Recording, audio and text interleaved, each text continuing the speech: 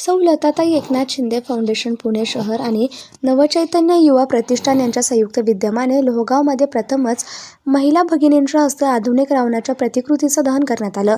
लताताई एकनाथ शिंदे फाउंडेशनच्या संस्थापिका सौ गायत्रीताई पवार खुळे आणि युवा नेते हर्षवर्धन पवार यांच्या संकल्पनेतून साकारलेला हा आधुनिक रावण म्हणजे समाजात चालू असलेल्या हुंडाबळी, बलात्कार, स्त्रीभ्रूण लैंगिक शोषण, सायबर अत्याचार, लव जिहाद, घरगुती हिंसा, अत्याचारी वृत्तीचं दहन करून महिलांकडे सन्मानाने पाहण्याचा संदेश आतून दिला.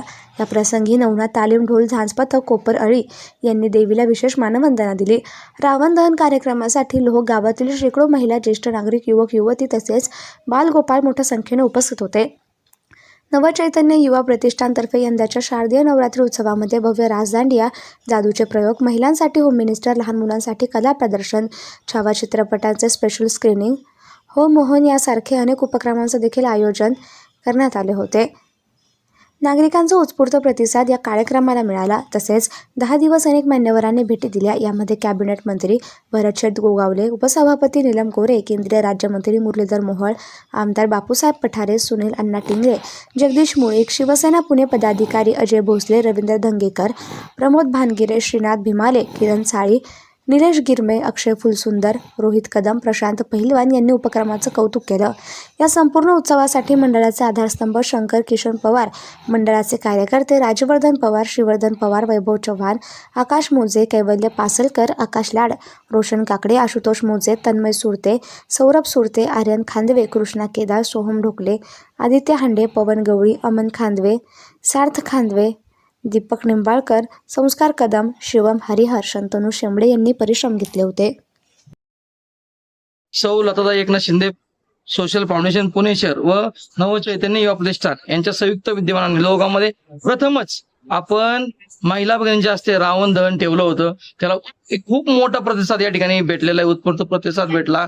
त्यामध्ये आपण अत्याचारी, आत्ता रावणाची 10 तोंडामध्ये अत्याचार, स्त्रीभ्रूण हत्या असेल, बलात्कार असेल, लव जिहाद, त्यामध्ये तुम्हाला सांगतो भावनिक अत्याचार असेल, सोशल हॅरेसमेंट असेल, अशा प्रकारे आपण अत्याधुनिक रावण जो आत्ताच्या काळामध्ये लोकांना महिलांना त्रास होतो त्यांचं त्या काळी प्रभू श्रीरामांनी रावणाचं दहन केलं होतं. पण आत्ताची परिस्थिती अशी आहे, प्रभू श्रीरामांना नाही तर सीता मातेलाच रावणाचं दहन करायची गरज आहे. म्हणून आपण महिला भगिनींच्या हस्ते या ठिकाणी रावणाचं दहन केलं. त्याचबरोबर आमच्या या ठिकाणी कार्यक्रमाला या ठिकाणी नवचैतन्य युवा प्रतिष्ठान व सौ लताताई एकनाथ शिंदे फाउंडेशन यांच्या वतीने आम्ही गेले 10 दिवस नवरात्र महोत्सव मोठ्या प्रमाणात साजरा केला. 10 दिवस या ठिकाणी आम्ही वेगवेगळे कार्यक्रम असेल, त्यामध्ये महत्वाचं म्हणजे आरोग्य शिबिर, महाआरोग्य शिबिर या ठिकाणी झालं. त्यानंतर या ठिकाणी छावा चित्रपट असेल, रासदांड्यांचा कार्यक्रम झाला. त्यानंतर होम मिनिस्टर महिला भगिनींसाठी झालं. आपण रोजच्या या ठिकाणी लकी ड्रॉ काढत होतो महिला भगिनींसाठी. रोज 10 पैठणी वाटप या ठिकाणी होत होतं. त्यानंतर लहान मुलांचे खेळ झाले. एक सामाजिक संदेश या ठिकाणी प्रवचन कीर्तन सेवा झालेली आहे. अशा प्रकारे 10 दिवस आपण कार्यक्रम केले. त्याचबरोबर या ठिकाणी कार्यक्रमाला महाराष्ट्र राज्याचे कॅबिनेट मंत्री आपले भरतशेठ गोगावले यांनी मंडळाला भेट दिली. आपले सुनील अण्णा शेळके आमदार असतील, सुनील टिंगरे असतील, बापूसाहेब पठारे असतील, जगदीश मुळीक असतील, या विषय भागातले माजी नगरसेवक, सर्व इच्छुक उमेदवार असतील, महाराष्ट्र राज्याचे सचिव किरण साळी, पुणे शहराध्यक्ष निलेश भाऊ गिरमे, अशा प्रकारे अक्षय फुलसुंदर, रोहित कदम, पुणे शहराची पुणे युवा सेनाची टीम आमची आली. त्याचबरोबर आमच्या मार्गदर्शिका नीलमताई गोरे यांनी आम्हाला वेळ न भेटला पण फोनवरती ताईंनी होम मिनिस्टर दिवशी शुभेच्छा दिल्या. अशा प्रकारे सर्व मान्यवर या ठिकाणी आले. माननीय उदय सामंतजी साहेबांनी आम्हाला शुभेच्छा दिल्या. आमचे मार्गदर्शक अजय बापू भोसले यांचं या मंडळाला रात्री उशिरा भेट दिली. अशा प्रकारे आम्ही 10 दिवस एकदम उत्साहामध्ये लोकांचा भरपूर प्रतिसाद आम्हाला या ठिकाणी मिळाला आहे. त्याबद्दल मी सर्वांचा आभार मानतो. जय हिंद, जय महाराष्ट्र. नमस्कार, मी गायत्री हर्षवर्धन पवार. गेले काही दिवस इथे नवरात्रीचा उत्सव मोठ्या उत्साहाने साजरा झाला. विविध कार्यक्रमांचे आयोजन केले होते व त्या बक्षिसांचे वितरण कोजागिरी पौर्णिमेच्या दिवशी सर्व महिलांना देणार आहोत.